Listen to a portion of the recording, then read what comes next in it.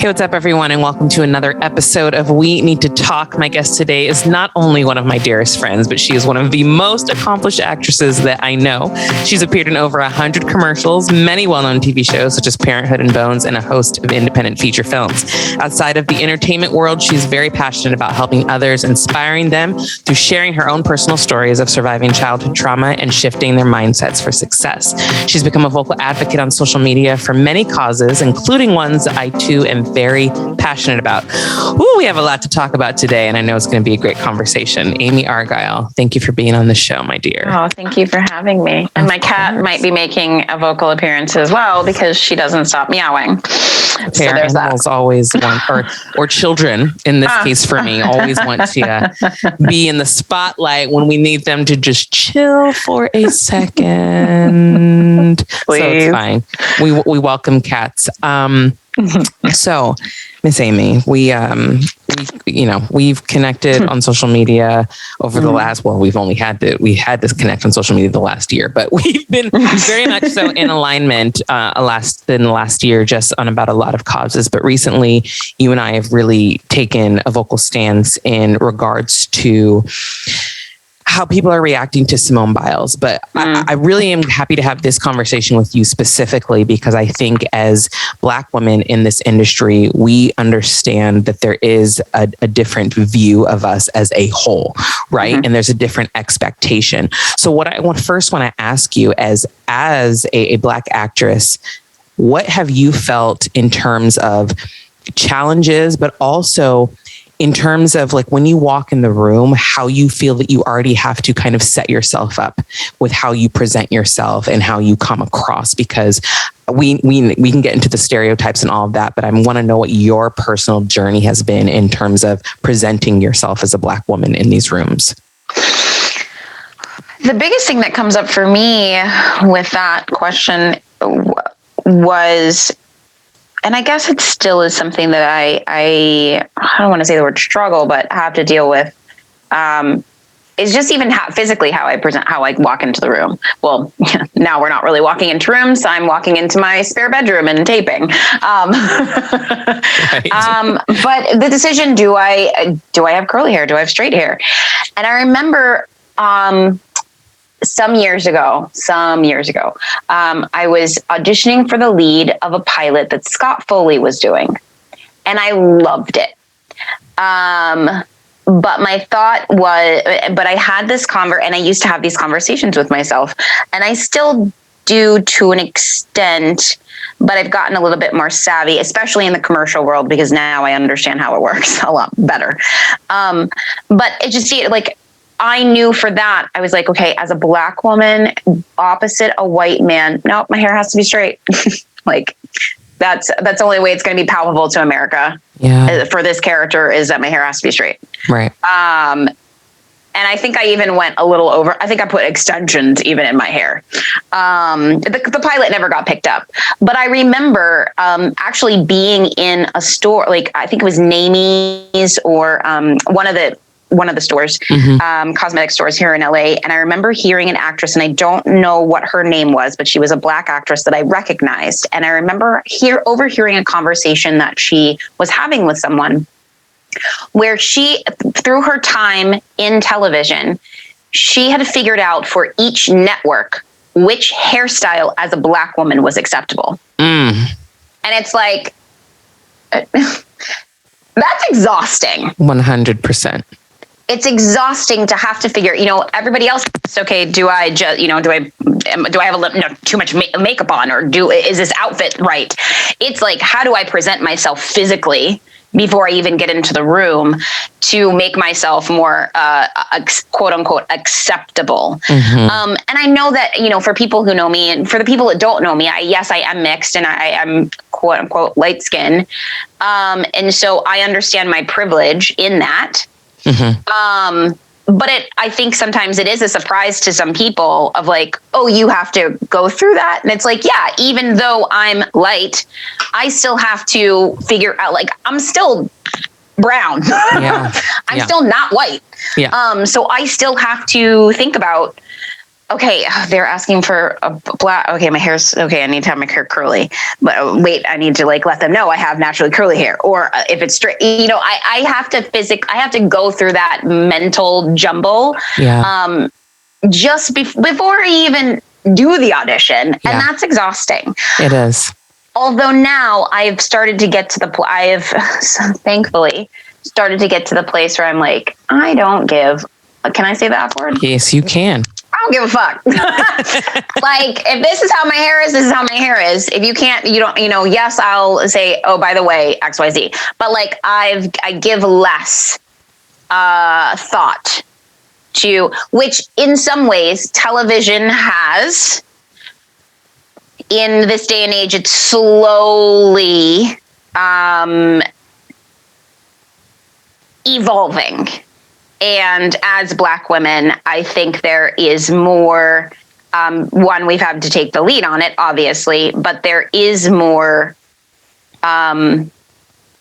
comfort and acceptability of our natural hairstyles. Mm-hmm. But even with that, you still have to deal with people that don't understand that, just because I have braids right now, my hair can look something different. Right.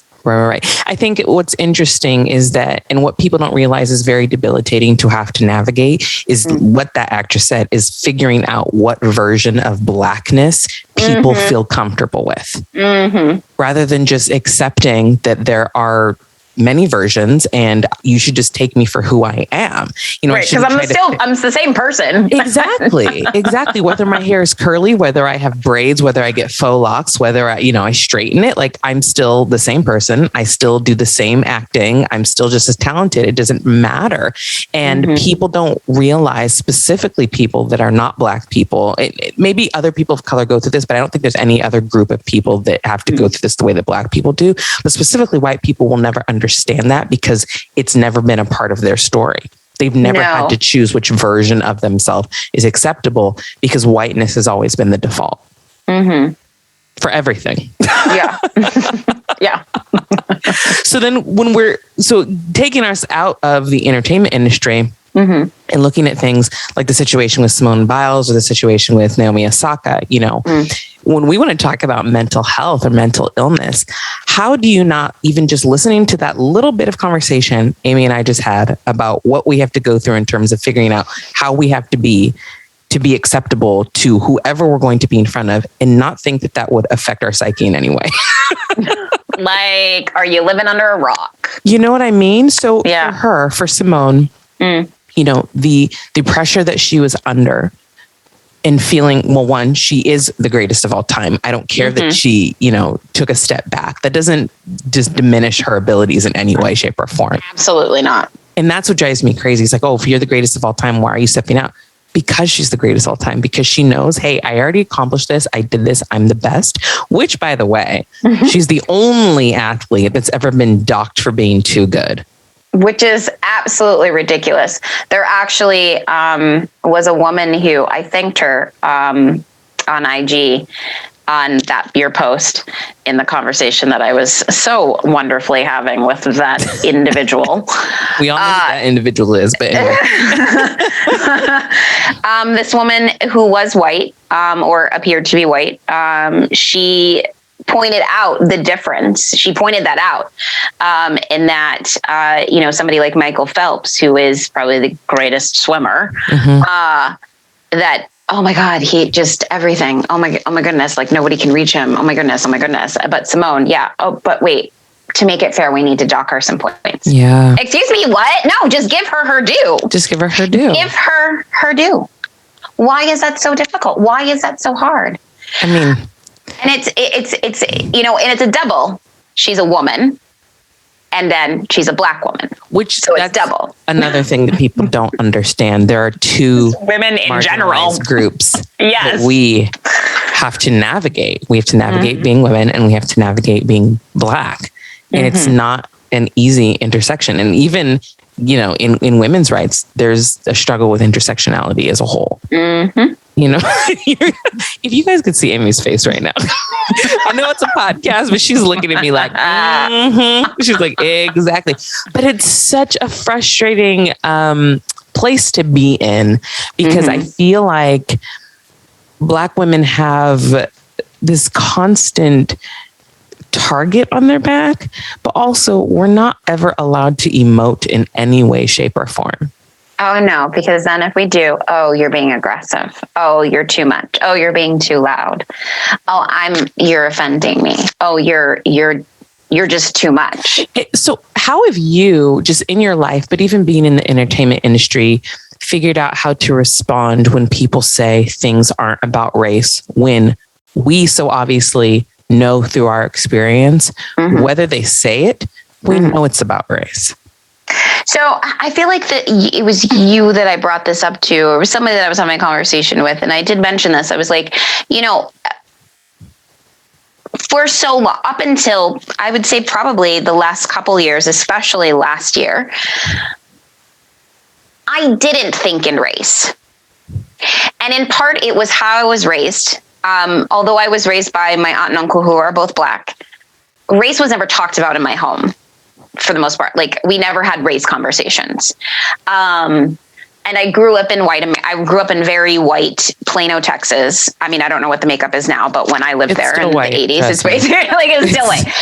White and rich, white and very rich. And we navigated through, moving there, and we lived in an apartment, and then we lived in a townhome, and then they moved, and then they bought a house. And so I had a very for the most part, I had everything I needed.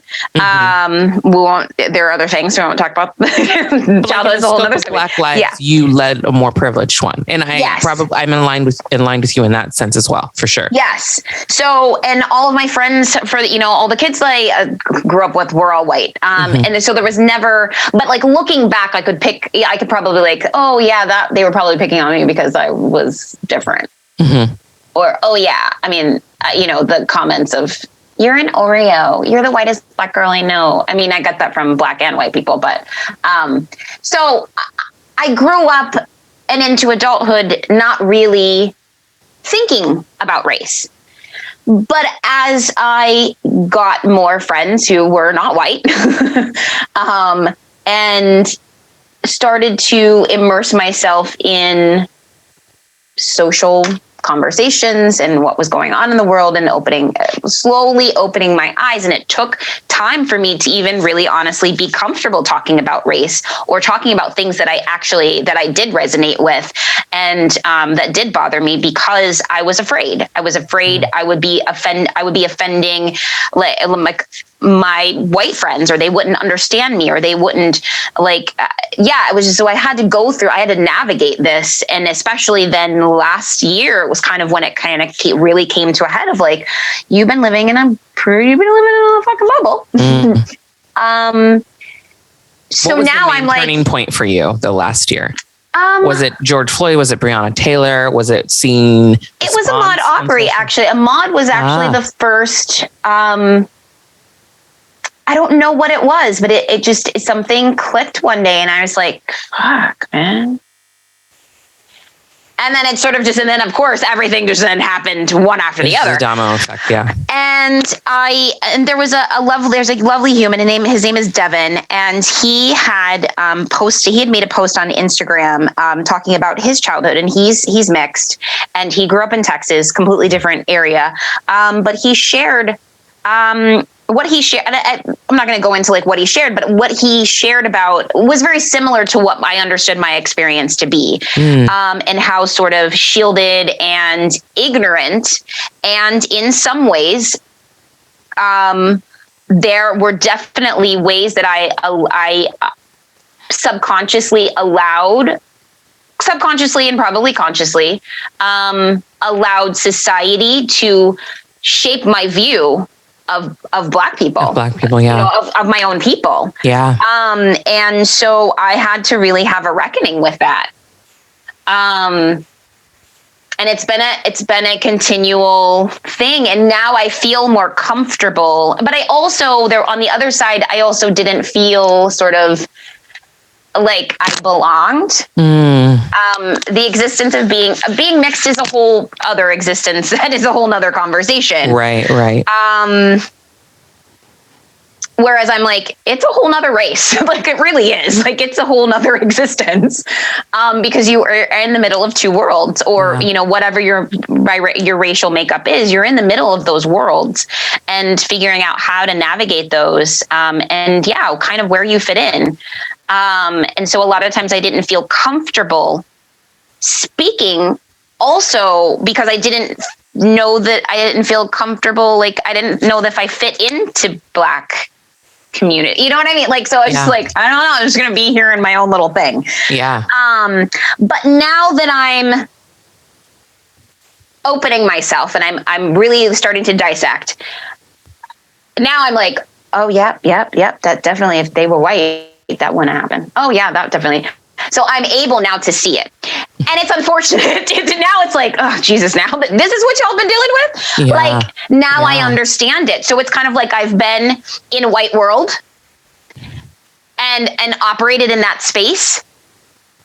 And now I'm entering into my other half and seeing life through the lens of what it is like to live as a Black person in America. Mm-hmm. And although my experience is still not the same, and I acknowledge that. Yeah. I'm able to see it, but I still experience, like, I was home a couple, when we could visit people. I think in 2019, yes, this was when my grandmother was still alive. It was 2019, Christmas time. I was in Indiana, Pennsylvania. First time I walked into a mall and like saw Confederate flag stuff, memorabilia all over. And we had gone into a store, not Bed Bath and Beyond, Bath and Body Works, which for me personally, taking it back. I wouldn't be caught dead. Like I hate that type of stuff. Like I'm granola. I like, I like all the natural stuff. So, but Granny loved all the smelly stuff. So we were in there and I didn't notice. Yes. I do like the sugar. Just makes the sugar scent. Bath and Body Works. Just vanilla sugar was mine. Plumeria is Bath and Body Works. I don't think there's any other scent at Bath and Body Works besides Plumeria. I'm totally digressing, but when you said that, I smelled it. And everybody listening, I know you smell it too. Like you smell the Plumeria. It was the vanilla sugar for me, or maybe that was Victoria's Secret. They have like an amber scent that I was like, well, I kind of like that. But anyway, we're shopping for Granny and we leave the store and my younger cousin was fuming. And she was talking, and I was like, wait, what? I was like, what happened? And she was, you didn't see the lady following you? And I was like, I'm sorry, what? She's like, you didn't see the lady in the store that worked at the store following you? And I was like, no, I didn't. She's like, literally, Amy, everywhere you went. Now, this is coming from someone who, of the three of us, is the lightest person. She was following me. So yes, I experienced it, but I wasn't aware of it. But had I been aware of it, and I've been aware of it at times, and I will vocally, like, passive aggressively say something. Yeah. Like, why are you watching me? Like, I don't... Do you think I always go, if I need anything, I'll call you. I'll let you know. I'll let you know. Yeah. And I say it with that voice too. I'll be like, if I need anything, thank you. Thank you. Thanks so much. With that smile. You see, y'all are listening, but you know what we're talking about. You know the smile. Okay, so I have a question for you then. Yeah. Because I had a conversation with another one of my friends, and he grew up in Kansas City, and predominantly white neighborhood. All of his friends were white, not even most. But he said it took him a long time to realize that despite growing up around white people, feeling like he was accepted, that he was not afforded the same privileges as them. And did you ever feel at any time that you were afforded the same privileges, and then it just kind of flipped on its head and you realize, it's not the same for me, despite me growing up in the same area, going to the same school? I feel like it was, I don't think I came to that sort of idea of life until I hit the industry. High school, I was in all the, so in Texas we had like AP, advanced placement or whatever, AP, AP classes. So I was in all the AP classes. So I was in the, and I don't think that I think that one, my existence in that time was, a lot of it was me emotionally suppressing what was going on at home. So I don't think I really even was aware of if there was stuff going on and like people were being mean to me. It wasn't anything like that. I mean, I also grew up Muslim. So I also was then dealing with, in high school, I was wearing a hijab. Well, I tied that scarf behind. I wasn't trying to wear the traditional wrapped around at school. But I was like the token Muslim kid. So like when when history class got to Islam for the day, the history teacher whom I loved, I don't remember what her name was, but I loved her. She would call me in. You said for the day, by the way, because it's right. It was like you talk about Islam for one day, much like you probably talk about African history for one day, and it's Egypt, because apparently Egypt is the only country in Africa. But so that was more so my experience than it being anything racial from what I remember. But I definitely think it's more been to be completely honest, I don't know that in general I've had that thought. Except maybe outside of the business. I feel like if I was white, maybe I would be further along in my career. But I do think that I have to recognize the privilege that I have of being, I hate to, it is uncomfortable to say that. So I give it to white people who are having to figure it out. It's uncomfortable to say, oh, I've been given privilege. Based on how I look. And I have. But it's no fault of yours. I don't ride on it. Right, exactly. I'm not like, I'm mixed though. Right. Like, never have those words uttered except for right now. That's what I was saying, for sure. Like, but also anybody seeing you, you kind of do have an ambiguous look, but like, people think I'm Puerto Rican all the time. You're not white passing. Like, no, I'm not white passing. Yes, right? No. So there are people that are mixed that are white passing, and it's very apparent in how they are treated because people think that they are white. For sure. And then those are the people, and this is like some of my favorite TikToks to follow, but they will share experiences of when their friends are so racist and don't know that they're half black or don't know that they're half, Latina or Latino, because they're white passing. And that's when you really start to discover people's true colors, is because they are showing that they think, oh, maybe this person's just like me and has this view of other people. And then you don't even, that's when people are honest. So I'm not, I know that that's not you, it hasn't been your experience and you haven't capitalized on it. But when I say that like, it's no fault of yours, it's no fault of yours that there has been this pedestal of basically European beauty standards that, that's what people subscribe to. And that's what people try to put, in the forefront of movies, put in main commercials. That is not your fault. That is just what white supremacy has done and what white supremacy has lifted up. Yeah. I mean, I've gotten out of definitely not gotten out of parking tickets. Oh yeah. Nobody gets out of parking tickets. Nobody gets out of parking tickets. Walking to your car as they actually I did, but she wasn't, and she was a sister, but she wasn't, she hadn't like started it yet. And so I literally was walking. I was like, I'm right here. And she was like, put some money in it. I was like, yes, ma'am. I did. I did. What's it right now? That could be a whole podcast talking about those parties. They are ruthless. They found me. Oh yeah. When I first moved here, it was a shit show with the parking tickets. Yeah. Again, we digress, but I knew that would happen because because it's me. But yeah, so I've gotten out of like speeding tickets. I've gotten out of, I've gotten pulled over. But I will say, and it's something that I have to be conscious of, but it's because I'm now more aware. Well, only like, especially like if my registration was out, I'd be like, oh, look, there's a police officer behind me. Yeah. But I do get a little nervous now. And I used to not get nervous when a police officer was behind me. But yeah, it's I recognize my privilege in being how I look, that but I can see how people sometimes act or no, that was over the phone. I was like, no, but then I was like, that was probably a woman thing. You just start, I just start to realize like certain conversations go and things that people say. Then I'm like, oh, you're just assuming because I'm a woman, or you're just assuming because I'm XYZ that I might not. Oh, okay, cool. Let me prove you wrong. Right. But that's the other thing is like, how often do you feel that you have to do that? That you have to prove people wrong and prove yourself, specifically as a Black woman?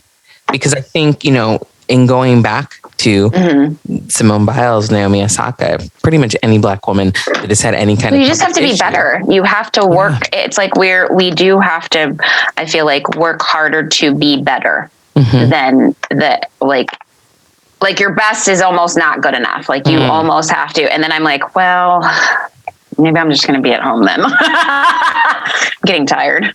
How do you protect your mental health? I admire, so I was listening to one of your podcasts where you were like, I listen to the news. I can't. And I get that kind of keeps me, like I find out about things later, but there's only so much that I can take in. I've started to be very careful with what I read, what I listen to, what I look at. Even music, like if I'm listening to a song that I've saved and I'm like, oh, I don't resonate. That energy is not like I don't listen. I'll shut off a song. I'll switch a song if they're talking about, being in love with somebody's lover, being in love with somebody else's, person. Lyrics that exude a sense of unworthiness or, you're bad for me, but I don't know why I keep going back to you. Girl, you got a problem. Like, we have to fix that. Like, so I've started to be very, very conscious of even the lyrics of music that I'm listening to. It's very intentional what you consume. Yeah. And because I find that it really does, it weighs on me in a way that it affects me on another level. I hate to say, oh, I'm empathic. We're all empathic. It's just, are we open to it? That's and I'm a great open to distinction because I copied that from somebody else. Somebody else said that, and I was like, yes. Said it, it's brilliant because in thinking of empathy, in the place that we're in right now in society, where specifically, I will say, conservative white males have been the ones complaining the most, feeling othered, right? You would think that would somehow push them to have empathy for people of color that have felt othered their whole life. But it's not. And I don't get that. So it's because they're not open to it. And I love that you said that. I think that's exactly what it is. They're just not open. Yes, we all are born that. We all have that in us. Unless you are a clinical sociopath, that's a whole nother thing, or whichever one it is. Whole nother podcast. And I am not a clinical psychologist. Right. But yeah, so I'm very careful with, I have to start my mornings off. I have like a little routine for myself. I do a gratitude list. I journal. I meditate. I do affirmations. I start my morning, sometimes I start my morning with my phone in my hand. But I get these texts. I get 2 texts that are like, quote, like, one friend sends these like inspiring quotes in the morning. Another one is like a positive affirmation. And then I have like 2 or 3 emails that come in that are like that. And so I like to read those in the morning. And I listen to very calm, relaxing music in the morning to get me going. My life is set up, I don't have a significant other at the moment. I don't have children yet. And so it's just me and my pets. And so I I like to take my time in the morning. So I've set up my life is set up in a way that like I I make the time for that. And then of course, when it shifts, I still have to be mindful of these are the things I have to do in order to start my day in the right mindset. But also I've just done a lot of healing of childhood traumas. And I check in with myself, but I also I go to people. I have a slew of different types of naturopath healers and that sort of stuff that I go to. I have a coach that I talk to once a week. And so I've never I'll have like little bouts of depression or things, yes, I totally, what you were talking about in your last episode, I think it was your last one, self-worth. Yeah. It's definitely something that I have just through how I was raised, I did not know my worth. And so that's definitely been something that I have had to work on and come to an understanding and acceptance of, and like knowing what is my worth. And it's still something that every day there's something that tests it, right? Yeah. And especially being in this business, which is basically like an abusive relationship. Keep going back. You just keep going back, and you keep hearing no or silent. You keep getting ghosted, and you keep going back. In terms of like mental health or even mental illness, if we want to take it a little further, because there is a distinction between the two. Yes. Why do you feel, just from your vantage point, that it's never a reason, excuse, explanation, or whatever it be in regards to the Black community? Like from the outside? Yeah, because as we know from the tweet that I said, mental illness is often, and I say excuse because I do think it's used as an excuse when it comes to mass shooters, which are predominantly white male, right? Yes. But when you look at, for example, people love to use Chicago as an example for gun violence, right? Yes. Why is that never used for those situations? I mean, we have societies of men that are dealing with deep mental, emotional trauma that is not addressed. If you're disenfranchised, if you live in neighborhoods where the city does not care about you, how would you not think that all of that would cause any form of PTSD, any form of a mood disorder, any form of an anxiety disorder, which are all under the umbrella of mental illness? But instead, it's the immediate assumption that anybody that gets involved in gang violence or any kind of violence whatsoever, specifically in Chicago, they're just bad people. But that's never the narrative for a white male mass shooter, ever. And I know that's a big question. Yeah. But, and it's one I would love an answer to, but no one's going to ever give it to me, right? No. But just your opinion. Well, I mean, I feel like for so long, Black people in general have been looked at as just less than in general, looked at as criminals, called criminals, from, it's just like from slavery to the prison system, to segregation, Jim Crow, all of that, to, I said this in the story recently, it was like from that to kind of being free, but we're still exactly. Now we're still dealing with, it's still mass imprisonment, it's still the police brutality, it's still all the things being continued until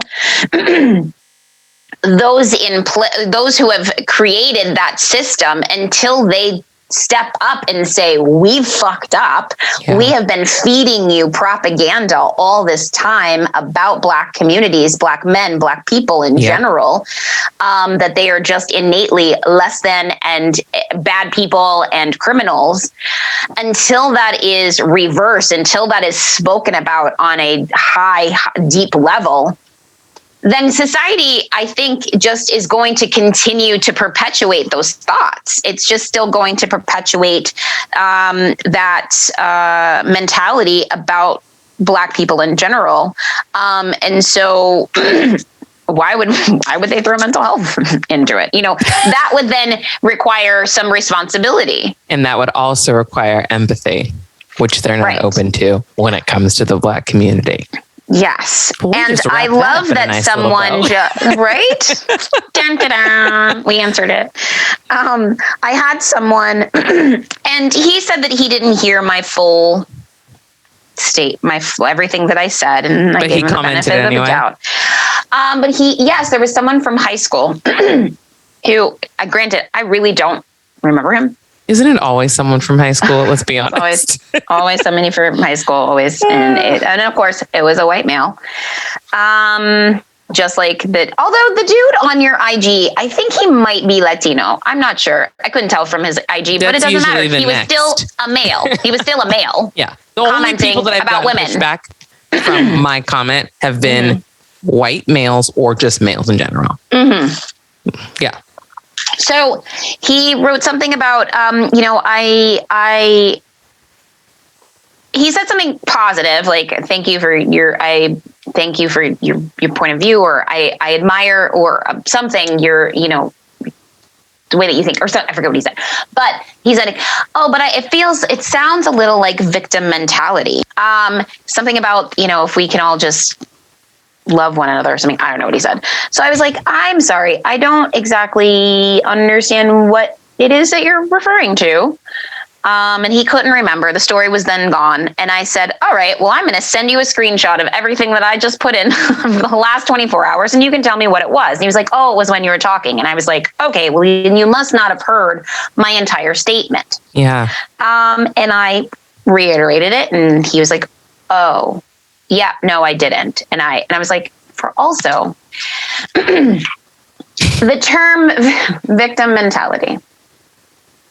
Now, I'm a huge advocate for healing your personal trauma. And so, yes, and this has also been something that I haven't felt comfortable talking about because I don't come from those neighborhoods. But it's something that weighs on, that I always want. I'm like, kind of, how do we do it? Yeah. A mass healing of Black communities across America, a deep mass healing of our ancestral trauma. It has to happen. Absolutely. And it is happening, but we need like a revolution. And that takes a lot. That's going to take a lot of work, and it's going to take a lot of responsibility on our parts to recognize, and those of us who are in places who are able to help facilitate, go and do it. Go back and do it. Go back and do it. Don't forget where you came from. Go back and do it. Call to action to all the big entertainers and things. That's a whole nother conversation. I could probably get myself in. Somebody's probably going to cuss me out. They'd be like, you don't know what you're talking about. And I'm like, sure. Also, I've had conversations with a friend of mine who, she's Black. She grew up in Hollywood. In Hollywood, like her dad was a musician, but then she moved to Detroit, and so she got to see like two completely different lifestyles and experiences. And she was explaining some things to me. But when people want to talk about, when white people want to talk about, victim mentality and Black people, and you're playing the victim. No, we're pointing out.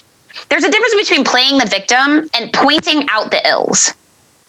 But as soon as we point out the ills, somebody wants to cry, oh, you're playing, I feel like you're playing the victim. Or gaslight it somehow, because I feel like the entire Black experience as a whole is just being gaslit.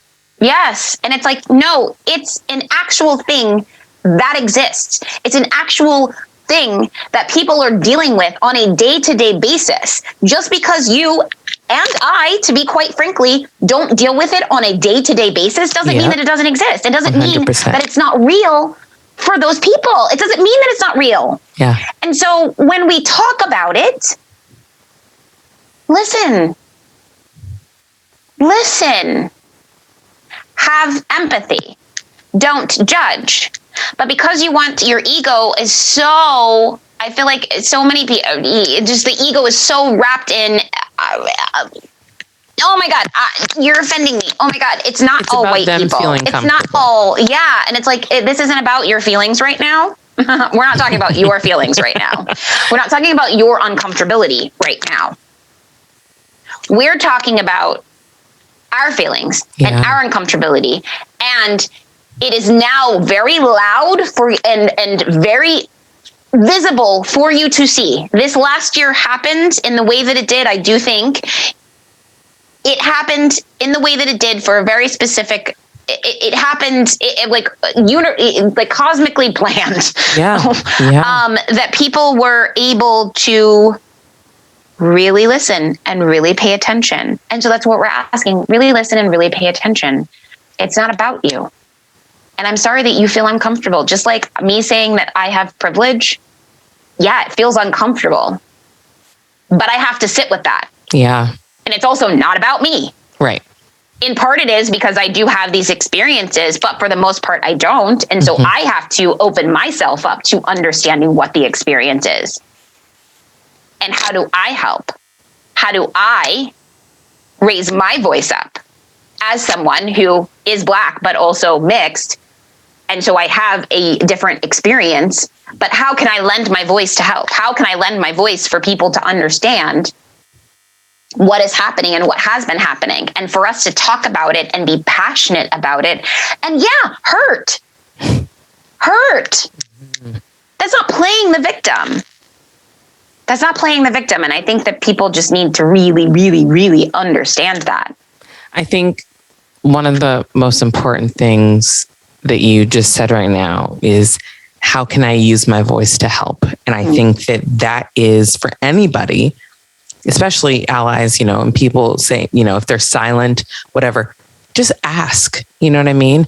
Ask how you can use your voice to help, to uplift others, to be a part of the movement. Because again, being silent is being complicit. I don't care what anybody says, it is. But also, you don't want to center your voice in your experience, in your situation. So figure out how your voice can be needed, and how your voice is needed, and how it can be used to help further movements that need. Because let's be honest, we as Black people, we know that we need white people to make change. That's just the way that it is in this country right now, right? But white people need to understand that if you want to step up to the plate and you want to help, you need to listen first and don't talk. Listen first. And take your ego out of it. Yeah. And it's not about you. And it's not because nobody cares about you or because your experience is not valid. It's because in this moment, we're focused on this. That's all it is. That's all it is. But Amy, I'm so glad we were able to have this chat. If you can, tell us anything that you are working on that we should look out for, or you could just tell us where to follow you on social media now that you're all vocal and stuff, and I love it. Well, I am active on Instagram, amy.argyle.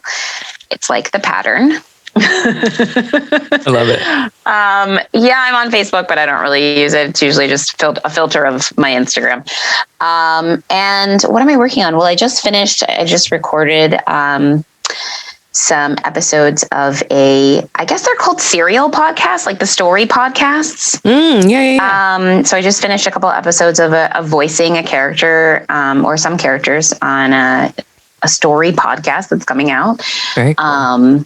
I have a part in a show that will remain nameless for now. That I think is coming out the end of this year or the beginning of next year. I'm not sure. Awesome. And I'm currently slowly working into creating a TV. I think it's going to be a limited series based off of a character that I played in a play, Mary Seacole, who was a real woman, Jamaican Scottish woman from the 19th century, who, let's be real, she was the mother of nursing, not Florence Nightingale. But I did that as a play, and working with the writer to create a mini series based on her life, and turning another play that I did that I found in Mexico City into a film. Incredible. Always working, keeping busy. Like I told her, Amy, before we even started recording, I never turn on my TV and don't see her face. So I'm so proud of you. Thank you for chatting with me. And to the listeners, make sure you follow her on social media and subscribe if you haven't. And we'll talk to you again real soon. Bye.